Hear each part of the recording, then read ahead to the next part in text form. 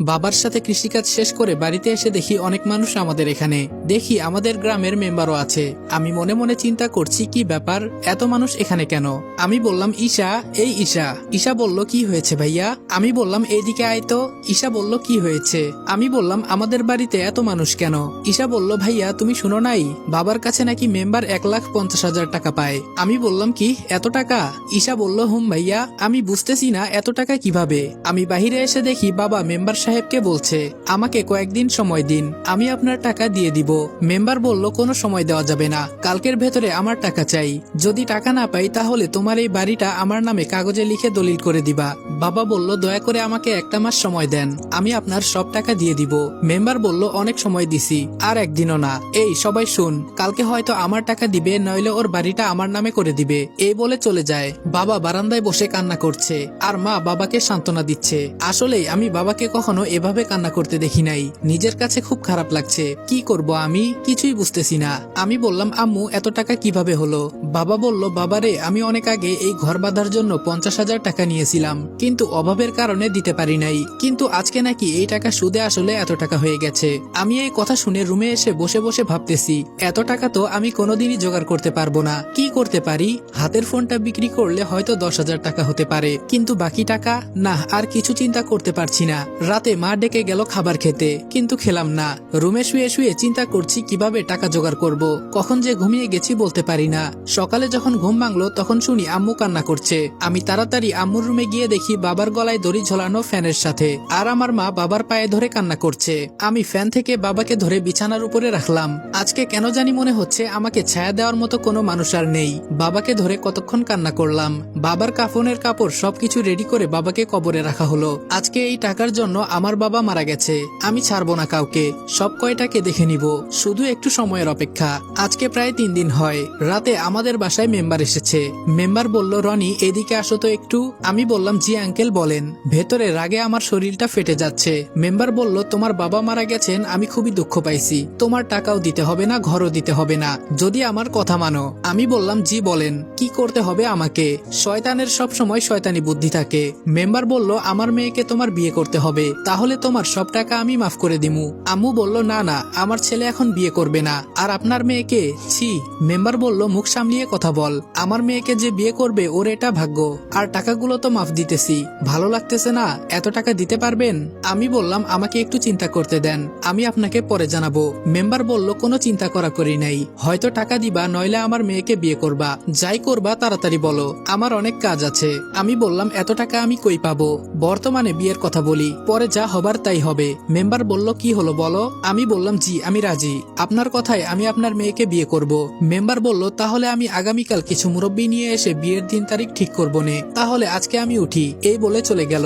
আম্মু বলল বাবা তুই এটা কি করলি? তোর বাবার জন্য তুই কুরবানি হতে চাস কেন?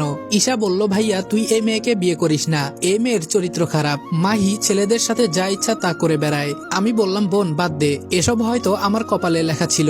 আম্মু বলল বাবা তুই এখান থেকে পালিয়ে যা, আমাদের যা হবার তাই হবে, তুই চিন্তা করিস না। আমি বললাম তোমাদের রেখে আমি পালিয়ে যাব, এটা ভাবলা কি করে আম্মু? আম্মু বলল বাবারে তোর কষ্ট সহ্য করতে পারবো না, আমি চাই না আমার ছেলে তার বাবার মতো আত্মহত্যা করুক। আমি বললাম আম্মু এসব তুমি চিন্তা করিও না। এই বলে বাসা থেকে হেঁটে হেঁটে বের হয়ে গেলাম। কি করব কিছুই ভালো লাগছে না। জেনে শুনে একটা ফালতু মেয়েকে বিয়ে করব। রাত 8টার মতো হয়ে গেছে। বাঁশবাগান দিয়ে হেঁটে হেঁটে বাড়িতে আসছি। হঠাৎ একটা মেয়ের কণ্ঠে আওয়াজ শুনলাম। শুনেই বোঝা যাচ্ছে এখানে যে কুকাম হচ্ছে। আমি ফোনের লাইটটা বাড়িয়ে দিয়ে বললাম কে ওখানে? ওরা তাড়াতাড়ি কাপড় পরে আমার সামনে এসে বলল কি গো আমার জামাই, তুমি এখানে? আমি বললাম এই নষ্টা মেয়ে, তুই আমাকে জামাই বলবি না। মেয়েটা হলো মাহি, মেম্বারের মেয়ে। রাসেল বলল ধুর ভাইয়া, 2 দিন পর এই জিনিস তো তুমি ব্যবহার করবা, আর একটু পরে আইতা, তবে সমস্যা নেই, বাড়িতে গিয়ে কাজ সেরে ফেলবো। আমি বললাম ছি, তোর মতো মেয়ের কোনো ইজ্জত নাই, শেষে কিনা চাচাতো ভাইয়ের সাথে। মাহি বলল কয়েকদিন পর তো তোমার বাসায় চলে যাব, পরে তো আর ওদের মজা দিতে পারবো না, তাই একটু বেশি করে দিচ্ছি। কেন তোমারও লাগবে নাকি? আমি বললাম দূর হ আমার সামনে থেকে। রাগে আমার শরীর কাঁপছে। জোরে জোরে হাঁটতে লাগলাম। কি করব কিছুই বুঝতেছি না। ঈশা ঠিকই বলেছিল, মাহি খারাপ একটা মেয়ে, যার সাথে ইচ্ছে তার সাথেই। ছি। বাসায় আসার পর রুমে এসে শুয়ে আছি। ঈশা বলল ভাইয়া ঘুমিয়ে গেছো? আমি বললাম না আয়।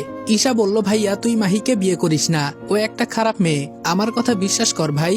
আমি বললাম আমিও আজকে ওই সামনের বাঁশবাগানে ওর চাচাতো ভাইয়ের সাথে পাইছি, তুই সত্যি বলেছিলি। কি করব বল, এত টাকা তো আমি দিতে পারবো না। ঈশা বলল ভাইয়া তুই কিছু একটা কর। আমি বললাম কান্না করিস না, আমি দেখতেছি কি করা যায়। ঈশা বলল ভাইয়া আমি কি কলেজে ভর্তি হব না? আমি বললাম হবি তো, তুই চিন্তা করিস না, আর কয়েকটা দিন যাক, পরে আমি দেখতেছি। আম্মু বলল কি রে তোরা খেতে আয়। ঈশা বলল চল ভাইয়া মা ডাকছে। আমি বললাম আমি খাবো না রে, মনটা আজকে বেশি ভালো না। ঈশা বলল চল বলছি, আমি তোরে খাইয়ে দিব। আমি বললাম না রে বোন, খাবো না। ঈশা বলল না গেলে মার খাবি, চল বলছি। ঈশা আমাকে ধরে নিয়ে খাইয়ে দিতে লাগলো। আসলেই একটা বোন থাকা মানে ভালোবাসার কোনো শেষ নেই। আম্মু হেসে বলল দেখো ভাই বোনের কি ভালোবাসা। ঈশা বলল আম্মু আসো আজকে তোমাকেও খাইয়ে দেই।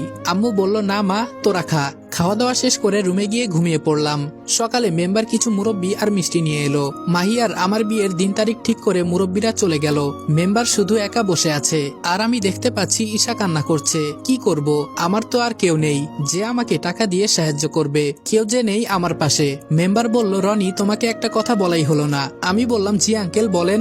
মেম্বার বলল আঙ্কেল না বাবা বলে ডাকবা। আমি বললাম জি কি বলবেন বলেন। মেম্বার বলল বিয়ের পর তোমাকে ঘর জামাই থাকতে হবে, এইটা আমার মেয়ে বলেছে, ও নাকি আমাকে ছাড়া থাকতে পারবে না। আমি বললাম আপনাকে ছাড়া থাকতে পারবে না নাকি ডেট করা বয়ফ্রেন্ড ছাড়া থাকতে পারবে না তা খুব ভালো করেই বুঝতে পারছি। তাছাড়া ছেড়ে দেওয়া গরু তো কখনো বাদা ঘাস খেতে চাইবে না, ওদের তো সাতঘাটের পানি না খাইলে হবে না। ছি, এখন মনটা চাইতেছে বাবার মতো আমি সত্যি সত্যি গলায় দড়ি দিয়ে আত্মহত্যা করি। একে তো আমি যদি ঘর জামাই থাকি তো ও সারাদিন ওর চাচাতো ভাইয়ের সাথে, এজন্য মনে হয় না আর কিছুই চিন্তা করতে পারছি না। মেম্বার বলল কি চিন্তা করো জামাই? আমি মনে মনে বললাম তোর মেয়েকে বিয়ে করলে তো জামাই বলবি। মেম্বার এবার একটু জোরেই ডাক দিল। আমি বললাম জি কিছু বললেন? মেম্বার বলল তাহলে তুমি ঘর জামাই থাকতে রাজি তো? আমি বললাম না আমি পারবো না, আমার আম্মু আর ছোট বোনের কি হবে আমি চলে গেলে। মেম্বার বলল যদি কিছু না মনে করো আরেকটা কথা বলবো। আমি বললাম জি বলেন। মেম্বার বলল তোমার মা আর তোমার বোনকে যদি চাও তাহলে আমি বিয়ে করতে রাজি আছি, দুজনকেই একসাথে বিয়ে করব, তাহলে সবাই একসাথে থাকা হবে। আমি সাথে সাথে মেম্বারকে বিশ্রী ভাষায় গালি দিয়ে বললাম তোর সাহস তো কম না আমার মা আর বোনকে নিয়ে উল্টাপাল্টা কথা বলিস। বারান্দায় ছিল লম্বা একটা বাঁশ, ওইটা দিয়ে উড়াধুরা মারতে লাগলাম, ফলে মেম্বারের মাথা দিয়ে রক্ত পড়ছে। শরীরের সব জায়গায় পিটাতে লাগলাম। আম্মু আর ঈশা আমাকে ধরে। ঈশা বলল ভাই ছেড়ে দে। আমি বললাম ছাড় আমাকে, কত বড় কলিজা শালার, আমার মাকে বিয়ে করবি, আয় আজকে দেখাই। মেম্বার ঘর থেকে বেরিয়ে বলে তোরে আমি দেখে নিব, এই কথাটা মনে রাখিস। আমি বললাম আম্মু আমাকে ছাড়ো তো, শালাকে আজকে মেরে ফেলবো। ঈশা বলল ভাইয়া শান্ত হ। আমি বললাম কিভাবে শান্ত হব বল, আজকে আমার কেউ নাই দেখে কি কথা বলে গেল তোদের নিয়ে, এই বলে কান্না করতে লাগলাম। আম্মু বলল বাবা কান্না করিস না, ও একটা খারাপ মানুষ, তাই বলে কি আমাদেরও খারাপ হতে হবে? আমি বললাম ও কি কথা বলে গেল আম্মু? আম্মু বলল বাবা তুই একটু শান্ত হ, বিকালে আমাদের বাড়িতে অনেকে এসেছে, আমি নাকি মেম্বারকে বিনা কারণে মেরেছি, মুরব্বীরা আমার বিচার করবে। মেম্বার নাকি থানায় আমার নামে মামলা করতে গিয়েছিল, আমি গ্রামের ছেলে বলে মুরব্বীরা মামলা করতে দেয়নি, তাই তারা আজকে সবাই মিলে আমার বিচার করতে এসেছে, আমি সবার মাঝে বসে আছি। মেম্বার বলল আমি এর সুস্থ বিচার চাই, আমাকে বিনা কারণে মারা, আমি শুধু আমার মেয়ের বিয়ের প্রস্তাব নিয়ে আইছিলাম, এজন্য আমাকে মারছে। আমি বললাম মিথ্যা কথা আমার সামনে বলবি না। মুরব্বী বলল তোমার সাহস তো কম না, একে তো আমাদের গ্রামের মেম্বারকে মেরেছো, আবার আমাদের সামনে বেয়াদবের